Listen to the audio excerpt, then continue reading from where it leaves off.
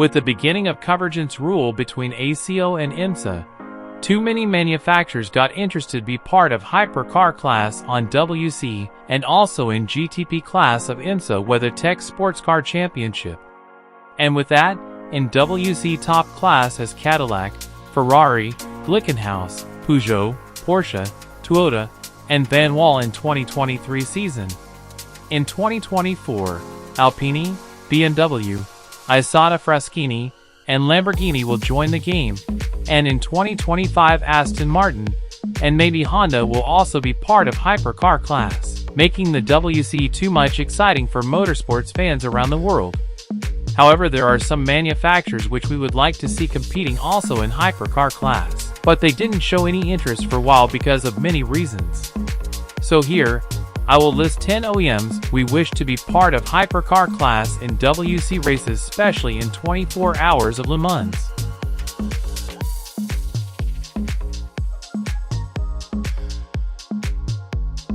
Number 1. Jaguar.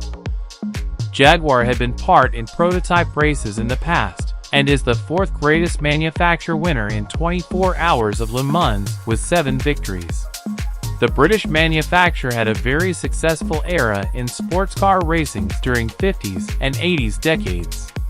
Jaguar won the 1951 edition of 24 Hours of Le Mans with XK120C car, in 1953 with C-Type and D-Type between 1955 and 1957 editions with 3 consecutive wins. In Group C era, Jaguar was able to win twice in Le Mans, in 1988 with XJR9LM, ending Porsche's winning streak between 1981 and 1987. And in 1990 was the last time when Jaguar won 24 Hours of Le Mans with XJR12LM. And since the end of Group C during 90s decade, Jaguar never made a prototype racing car. Between 2000 and 2004, they had been part in Formula One Championship but without any success. And today Jaguar is very focused in Formula E Championship, which has been part since 2016-17 season. And unfortunately Tata Motors, who owns Jaguar, has no interest to be part in WEC hypercar class. Number 2. Nissan.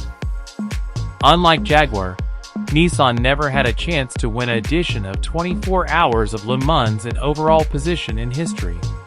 Nissan is a very iconic manufacturer in car sectors because of models like 240SX, 350Z, Skyline GTR R34, GTR R35. The Japanese manufacturer had a notable presence in Group C era in 24 Hours of Le Mans between 1988 and 1990 with R88C, R89C, and R90C, and Nissan Motorsport finished in 5th position in 1990 edition, besides all the success they had in Japan and in North America. In 1997 and 1998, Nissan competed in 24 Hours of Le Mans with our 390 GT1 car, and they finished in 3rd position in 1998 edition, the best result until the moment. Nissan was also part in LMP1 era, but in 1999 none of its cars finished the 24 Hours of Le Mans because the number 22 had engine issue, and the 23 was involved in an accident and did not start the race. In 2012 edition, Nissan was involved with a Delta Wing prototype car, but in Garage 56, destined to innovative cars, like what was with a NASCAR car in 2023 edition. However, the car didn't finish after being involved in an accident with a Toyota TS030 car at Porsche Curve. And 2015 edition of 24 Hours of Le Mans was the last time Nissan competed in top class. However, it was a totally disaster presence because the LMP1 car Nissan GTR LM Nismo was a horrible car because its performance was very poor and slower than LMP2 cars. And since then, Nissan never returned to top class in WEC races, which is a shame. And unfortunately, there is no indication that the Japanese manufacturer will return in a prototype top class. In my opinion, Nissan deserves a second chance to overcome the 2015 situation. However, the actual main focus of Nissan is the Formula E operation and the GT races in Japan in Super GT Championship. And the Nissan Renault Group will have Alpine as a representant in WEC Hypercar class with the LMDH prototype A424, which will debut in 2024 season. Number 3. McLaren. McLaren is very known for being very successful in winning Formula One championships with drivers like Ayrton Senna, Alain Prost, Mika Hakkinen, and Lewis Hamilton. But before the winning era in Formula One, McLaren had a very successful era in Can-Am Championship between 1966 and 1971, being very dominant there. And in 1995 edition of 24 Hours of Le Mans, McLaren got the only victory there in history with F1 GTR. There were 3 McLaren cars in top 5 finish in that occasion. Today in Sportscar Racings, McLaren is only involved in GT3 cars with 720S GT3 Evo spec and in GT4 races with Artura. In 2024, McLaren will probably be in LNGT3 class in WC with United Autosports, and in IMSA will be in GTD Pro class with FAF Motorsports.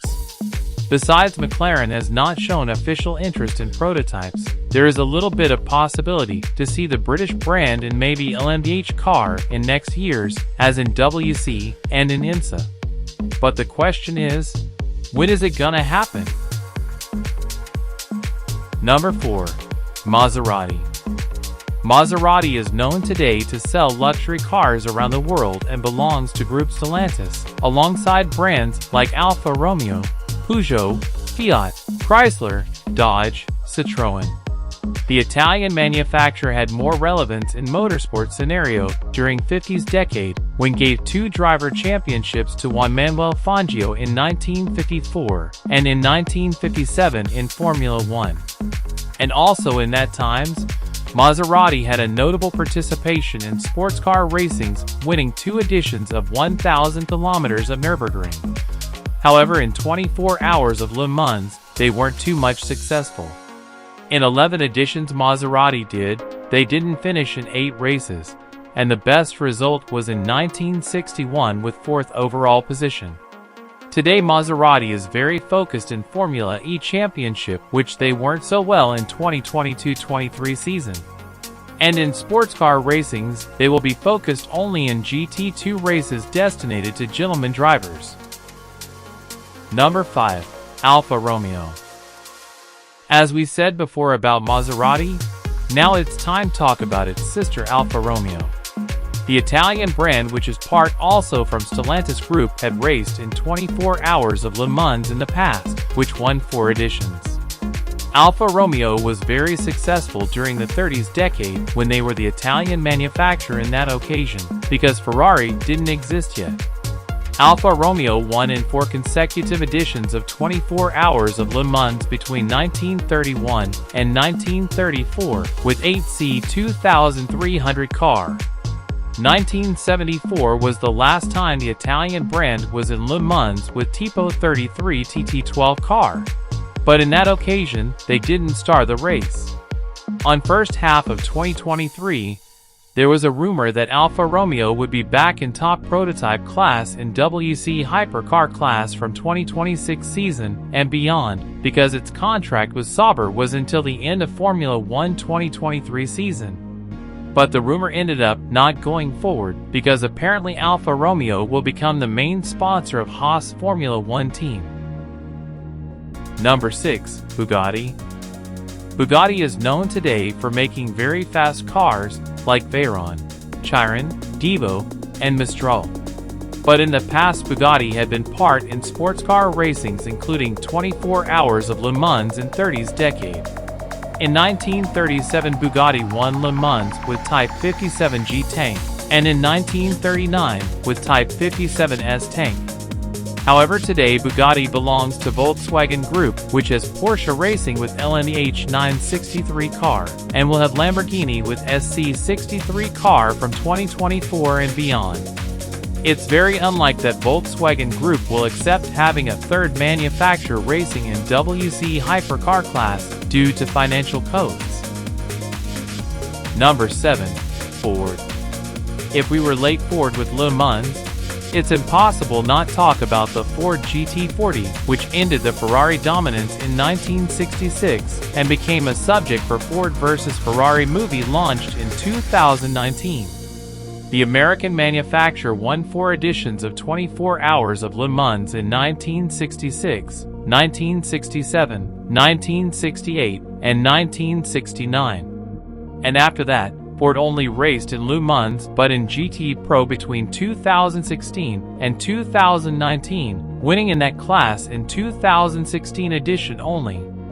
And in 2024, Ford is returning in WEC in LM GT3 class with Mustang GT3 car, and there is no signal at the moment if the American brand has any intentions to be part in hypercar class. Number 8. Mazda. When we talk about Mazda in Le Mans, it's impossible not remember the 787B car which won the 1991 edition of 24 Hours of Le Mans, becoming the first Japanese manufacturer to win the legendary race until 2018 when Toyota won first time there. Recently Mazda had a DPI prototype but only racing at IMSA with a Tech Sportscar Championship. When the LMDH regulation was announced during 24 Hours of Daytona in 2020, we expected that Mazda would be part also. However, the Japanese DPI program didn't go well and left the prototype races after the IMSA 2021 season ended. Like Jaguar, Nissan, Maserati, Ford, and Alfa Romeo, there is no signal that Mazda will be back in prototype classes. Number 9. Audi. Audi is known for being very dominant during the LMP1 era, winning 12 editions of 24 Hours of Le Mans between 2000 and 2016 when the German manufacturer was competing there. After ACO and IMSA convergence rule was announced in 2020, Audi started the LMDH project to race as in WEC Hypercar class and in IMSA GTP from 2023 season and beyond. However, in 2022, the German manufacturer announced that the LMDH project was cancelled because they decided to be part in Formula 1 from 2026 season and beyond. Unfortunately, it's a very shameful not seeing Audi in a new golden era in sports car racing. Number 10. Mercedes. Mercedes is a great case of high and lows in 24 Hours of Le Mans. In first moment, we relate Mercedes with iconic cars like W194, 300 SLR, Sauber C9 CLR. The Silver Arrows won Le Mans twice in 1952 with 300 SLW194 and in 1989 in partnership with Peter Sauber during Group C era with C9 prototype. However, unfortunately, Mercedes was involved in 2 negative moments in 24 Hours of Le Mans in history. In 1955 edition, a Mercedes number 20 with Pierre Leva crashed with car number 26 Austin Healey 100S with Lance Macklin on Main Straight, and the Leva's Mercedes flew after the collision over the spectators, and because of this, unfortunately a big tragedy happened. 82 people, including Pierre Leva, were killed in that accident. And because of it, Mercedes retired in all motorsports operations including Formula 1 and only returned on 80s decade. And another negative moment for Silver Arrows was in 1999 edition when 2 of 3 Mercedes-Benz CLR cars were involved in 3 major accidents due to air bones, with Mark Webber twice on Thursday night qualifying and on Saturday morning during warm-up. And because of it, the number 4 car didn't start the race. And on lap 75, the number 5 with Peter Dumbreck was also involved with not airborne just before the Indianapolis corner. And because of it, the remaining number 6 was withdrawn of the race for safety reasons. And since then, Mercedes never got back in 24 Hours of Le Mans races and decided to focus only in Formula 1 and DTM operations. Today, Mercedes is only involved in GT3 operations and sports car racing, besides its big operation in Formula 1, which won championships between 2014 and 2020. For while there is no interest from Mercedes to be part in WEC Hypercar class, But everything could change if the German brand becomes part of LMGT3 class to press its entry in top class in WEC. But in my opinion, Mercedes deserves a new chance in top class races in Le Mans and in WEC also to overcome the negative episode from the Air Bones in 1999. A great manufacturer like Mercedes deserves something better in sports car racings. So guys, these were the 10 manufacturers I listed which we would like to see racing in WEC Hypercar class, especially at 24 hours of Le Mans. Which manufacturer which I didn't list would you like to see also racing in Hypercar class? And which one from 10 manufacturers I listed would you most like to see in top class in WEC? Tell your opinion in comments sections below. And don't forget to like this video to help this channel being more relevant. Subscribe here for not losing more contents about sports car racing. We see you on next video.